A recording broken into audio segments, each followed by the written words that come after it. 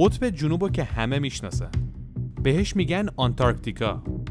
این پهنه به این بزرگی آخرین سرزمینیه که توسط انسان کشف شده.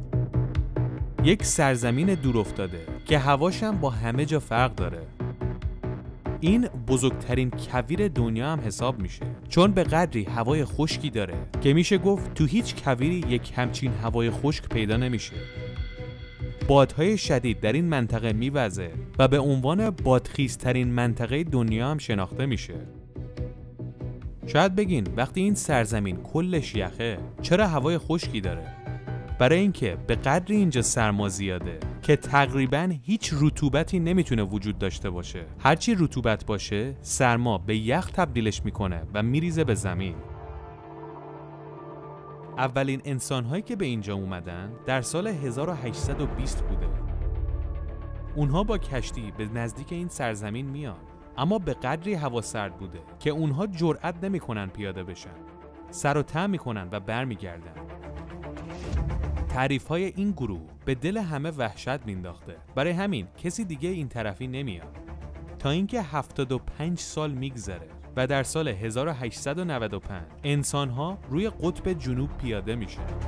سرزمینی که نه تنها انسانی اونجا نبوده، بلکه هیچ پستاندار خشکی هم اونجا وجود نداره. فقط یک نوع پستاندار اینجا رفت آمد میکنه. اونم این نوع فوک‌های دریاییه. به غیر از این فوک‌ها، پنگوئن‌های مختلف هم اینجا پیدا میشه. در حال حاضر تعدادی انسان اینجا زندگی میکنن، اما زندگی اونها کوتاهه و همشون برای تحقیقات و آزمایش‌ها میان اینجا و زودم برمیگردن. پس دراز مدت اینجا کسی نمیمونه. در حال حاضر قطب جنوب سرزمینیه که هزاران نفر توش زندگی میکنن، اما هیچ کشوری مالکیت اون رو در اختیار نداره. 7 تا کشور روی این منطقه ادعا دارن، یعنی مثل پیتزا به 7 تیکه تقسیمش میکنن. شیلی، آرژانتین، بریتانیا. شاید بگیم بریتانیا چرا؟ به خاطر جزیره فالکلند یا به قول آرژانتینیا مالویناس، جزیره‌ای که در دهه 1980 به خاطرش آرژانتین و انگلیس جنگیدن. نروژ، استرالیا، فرانسه و نیوزیلند. فرانسه و نروژ از قرن 19 همینجوری گفتن ما هم اینجا سهم داریم. سهم اونها هم مثل بقیه اینها توسط دنیا به رسمیت شناخته نشده.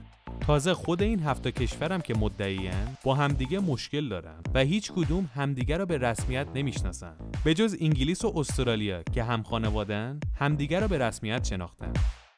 این تقسیم بندیایی که اینها کردن واسه خودشونه. در حال حاضر قطب جنوب مثل آبهای آزاد میمونه. هر کشوری میتونه توش رفت آمد کنه. یعنی وقتی آمریکا یا مثلا چین میخواد بره اونجا، نباید مثلا از آرژانتین یا استرالیا اجازه بگیره. هر کشور دیگه هم همینطور. در سال 1959 آرژانتین اصلا ادعا کرد که این سرزمین مال ماست. برای همین قدرت‌های اون روز دنیا به اضافه این 7 که تو این سرزمین مدعیان جمع شدن و انتارکتیک تریتی سیستم یا به فارسی سیستم پیمان جنوبگان رو امضا کردن. یک بند این قرارداد اینه که هیچ کشوری حق نداره روی این سرزمین ادعای مالکیت کنه. هیچ ارتشی تو دنیا اجازه نداره روی این سرزمین پیاده بشه. پس هیچ سلاحی هم نباید به اونجا برده بشه. همونطور که گفتیم کسانی که تو این سرزمین حضور دارن برای آزمایشات و تحقیقات خودشون میان. از کشورهای مختلف هم هستن. هر کشوری میتونه پژوهشگراشو بفرسته اونجا، اما رفتن به اونجا قانون خودشو داره. هر کسی نمیتونه بره اونجا، چون اگر هر کسی همینطوری بره اونجا احتمال اینکه مرگ تهدیدش بکنه زیاده. هیچ شهری اونجا نیست، جاده درست حسابی نیست، بیمارستان نیست، هتل نیست، اما آدم‌های حرفه‌ای میتونن وارد این سرزمین بشن به شرط اینکه هزینه‌هاشو بدن. هر کسی بره اونجا یک تیم مجهز ازش حمایت میکنه، چه از لحاظ پزشکی چه از لحاظ چیزای دیگه. هر کسی این هزینه ها رو پرداخت کنه مجوز ورود به اونجا رو میگیره. مثل مستر بیست. مستر بیست رو که میشناسید، یکی از معروف ترین یوتیوبرهای دنیا. اون هزینه‌ش رو داد و با دوستاش رفت اونجا و فیلم تهیه کرد. هیچ کدومشون هم دانشمند و پژوهشگر نبودن، فقط برای ویدیو ساختن و دیدن اونجا رفته بودن. بعضیا میگن نه، زمین صافه و قطب جنوب دیوار یخی آخر زمینه. برای همین هم هست که کسی رو راه نمیدن. باید به اونها بگیم هزینه‌شو بده، مجوز بگی و برو اونجا. آخر دنیا هم نیسته. ستاره شناس‌های دنیا عاشق قطب جنوبن، چون میگن هیچ آلودگی نوری در این منطقه وجود نداره و بهترین جاست برای رصد آسمون‌ها. حالا هوای این سرزمین اصلاً چجوری هست؟ دور تا دور یعنی سواحلش هوای بهتری داره، همون جاهاییه که حیوانات پیدا میشن. اما هرچی بریم به مرکز سرزمین سردتر و خشکتر میشه. گرمترین هوایی که در مرکز این سرزمین به ثبت رسیده 12 درجه زیر صفر بوده و گرمترین درجه سواحل قطب جنوب که به ثبت رسیده 1 درجه زیر صفر بوده. اما اینها رکورد هاست و همیشه انقدر گرم نیست. حتما اینجا همیشه برف میاد، اما سخت در اشتباهیم. اینجا انقدر خشکه که به زور برف میاد، اگرم بیاد خیلی کم، 5 تا 8 سانتی متر. این یخ‌ها و سرمایی که میبینید که 98% این قاره رو پوشونده میلیون ها سال قدمت دارن. اگر ویدیوی زندگی در پانگئا رو در آنتن دیده باشید، تو پانگئا قطب جنوب اصلا سرد نیست، چسبیده به استرالیا و حتی هند هم بهش چسبیده. اون موقع 300 میلیون سال پیش بوده، اما بعد از اینکه پانگئا خورد میشه، قطب شمال و جنوب سردتر میشه و یخ‌ها شروع میکنه به شکل گرفتن که هنوزم باقی مونده. یخ این سرزمین به قدری کهنه و محکمه که خیلی راحت میتونن یخو بتراشن و صافش کنن و باند فرودگاه درست کنن، باندی که هواپیماهای غول‌پیکر مثل C-17 بیاد بشینه روش. اونم نه یکی دو بار، انقدر این یخ سفته که سالها باقی میمونه. هر کسی بخواد وارد این سرزمین بشه باید با هواپیما بیاد، اما ابزاراتی که تو این سرزمین لازم دارن و مواد غذایی با کشتی میاد. نزدیکترین فرودگاهی که به اینجا رفت آمد داره در نیوزیلنده. فرودگاه کرایستچرچ نیوزیلند به اینجا پرواز داره. 5000 تا مسافر در سال توسط نیوزیلند به قطب جنوب میرن. البته اگر هزینه‌شو داده باشن. 5 ساعت هم پرواز از نیوزیلند. پایگاه‌های زیادی کشورهای مختلف در این سرزمین ساختن، اما بزرگترین و مهمترین پایگاه مال آمریکاست و در مرکز قطب قرار گرفته. آمریکا پایگاه‌های دیگه‌ای هم داره در قطب و برای رفت آمد بین اونها جاده هم درست کرده.